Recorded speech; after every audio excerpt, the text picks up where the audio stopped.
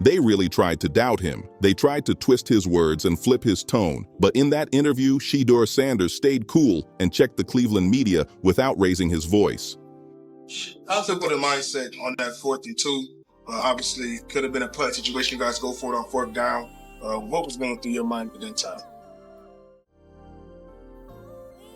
Q kind of like explained what happened. Like, I just played a lot of plays. The right decision. Go for it on 4th and 2. I know you can't be asking me that question, man. No panic, no shaking, no ducking the moment at all. His answers made one thing loud and clear. His head is locked in on winning, not excuses. When the pressure hit, he didn't fold, didn't freeze, and didn't hide behind safe talk. He trusted the call and trusted himself, and that's how real leaders move. He wasn't playing scared, and he wasn't playing small. He played to flip the direction of the team, period. That's not ego, that's confidence built from real work and real reps. But let's be real, the Cleveland media keeps throwing questions that feel more like traps than football talk. They're not trying to understand the game or the situation at all.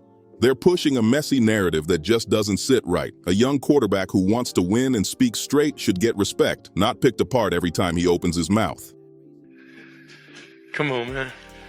We can't see that's like the thing. Like, if we want to change the narrative, change the franchise, if we want to complain about it. Were you unable to throw the deep ball because it's picky? Nah, I don't think. Nah.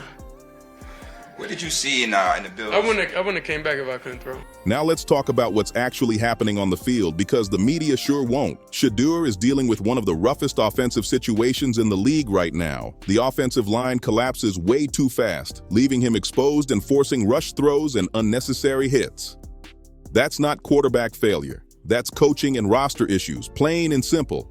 The receivers aren't always where they're supposed to be. Routes look sloppy, timing is off, and execution is shaky far too often. Still, every single mistake somehow lands on Shedeur's shoulders.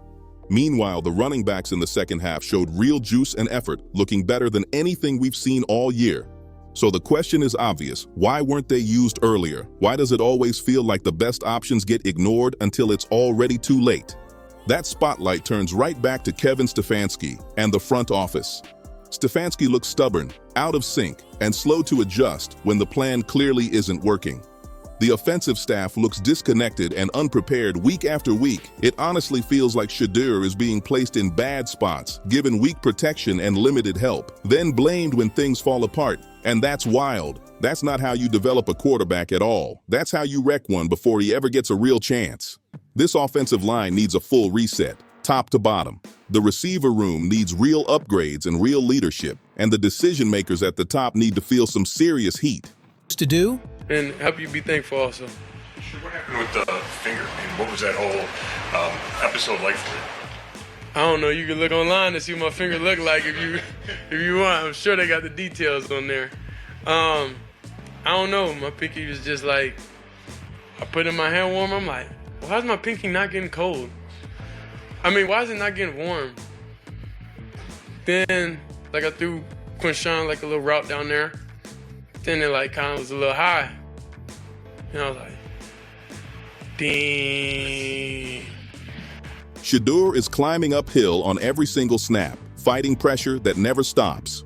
And instead of having his back, this organization keeps letting him sink deeper. No safety net, no stability, just chaos around him every week. What you hear from Shedeur in this moment isn't defensiveness at all. It's frustration with straight nonsense. He's speaking like a leader who understands how delicate team culture really is. That 4th and 2 wasn't about fear or hesitation. It was about belief. Belief in the call, belief in the guys on the field, belief in trying to flip the direction of a franchise that's been broken for years. But instead of asking about trust or execution, the Browns media went straight for questions meant to divide. Why frame it in a way that pushes blame or doubt? Why search for cracks in the locker room instead of asking what gave them confidence to go for it? Why not ask how the team felt in that moment? Why not ask what they saw on the field? Why is the goal always to stir drama instead of build something real? That's where the Browns media deserves serious criticism, because these aren't honest football questions. These are setup questions. They're built for clips, not clarity. Shedeur is clearly saying that if you want change, you have to speak life, not negativity. And he's absolutely right. How do you expect players to trust the media when every question feels like it's trying to pit player against coach or teammate against teammate? Then people act surprised when athletes shut down, give short answers, or stop opening up altogether. Why would they open up when you keep trying to split the room? Why would a young quarterback trying to lead want to entertain questions that only create tension? And when he pushes back, suddenly he's labeled emotional or sensitive. Why is it fine for the media to poke and prod, but not okay for a player to defend unity? Shedeur comes off here as someone who really understands the bigger picture. He knows words matter, especially for a franchise that's been losing forever. He's trying to protect the locker room, protect trust, and protect the process, even when the outside noise gets loud and messy. Meanwhile, the Browns media keeps acting shocked when players don't want to work with them. Make that make sense.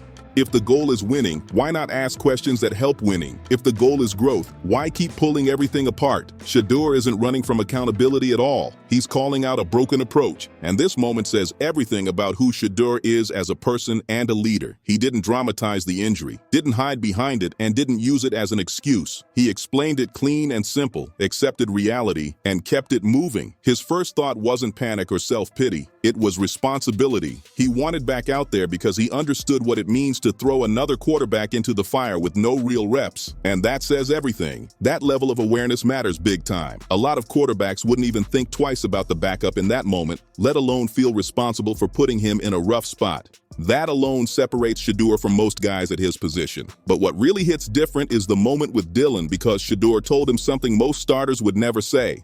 Shedeur apologized to Dylan. That's rare energy. That's humility and real leadership. He understood how brutal it is to be the next man up with no rhythm, no reps, and all eyes locked on you. Instead of protecting his own image, Shedeur protected his teammate. That tells you everything. He's about the team, period. Not ego, not headlines, not chasing stats. And somehow people still try to twist his words and actions like he's selfish or entitled. How does that even make sense?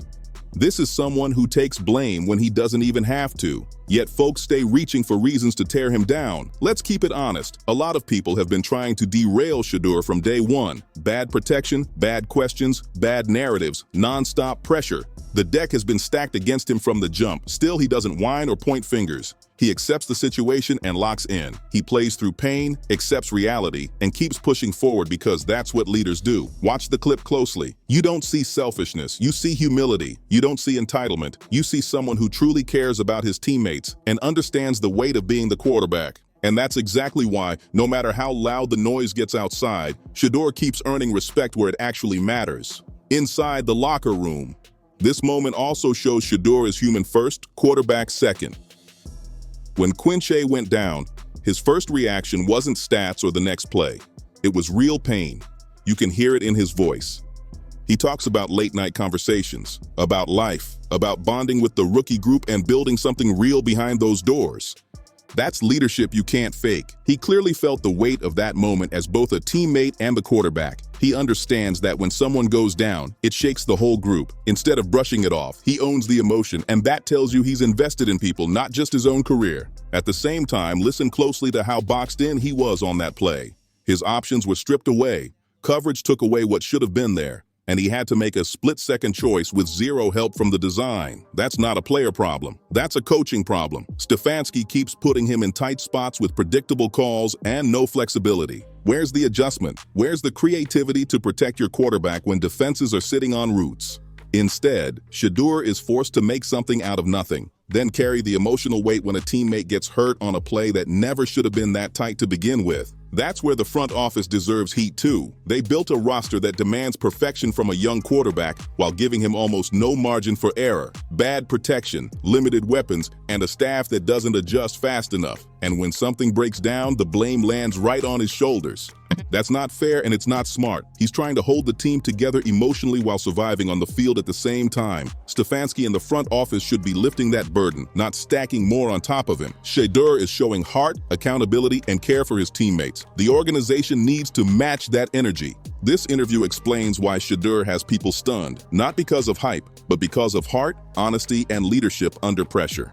And if you respect real leadership and real NFL talk, make sure you like, share, and subscribe for more.